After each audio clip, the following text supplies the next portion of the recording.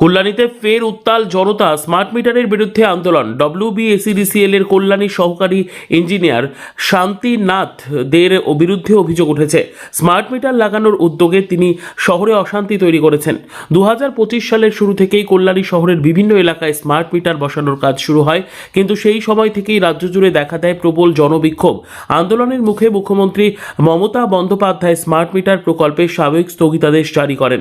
যদিও বর্তমানে smart meter লাগানো বন্ধ হয়েছে, তবে সেগুলি খুলে ডিজিটাল মিটার বসানোর কাজ শুরু না হয় ক্ষোভে উত্তাল হয়ে ওঠে নাগরিক সমাজ। শুক্রবার WBSEDCL এর কল্যাণী কার্যালয় ঘেরাও করে বিক্ষোভ দেখায় স্মার্ট মিটার বিরোধী নাগরিক ঐক্য মঞ্চ।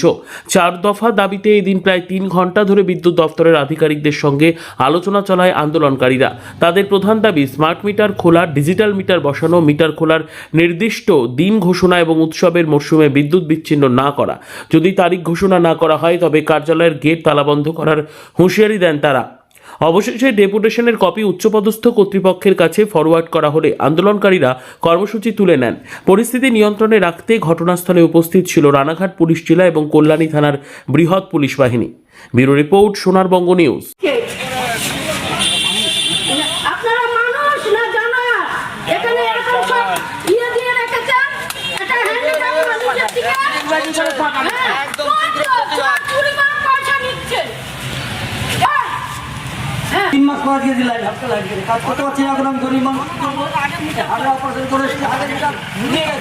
আমি বলে যে মিটারে কেন দিচ্ছেন, সরকার থেকে দিচ্ছি, সবাই দিচ্ছে, সবাইকে আগের মিটার চাই, আমার আগের মিটার চাই, আগে বলে বলেছে আবার আগের মিটার চাই, আগে চালাচ্ছে কেউ রাজ্যে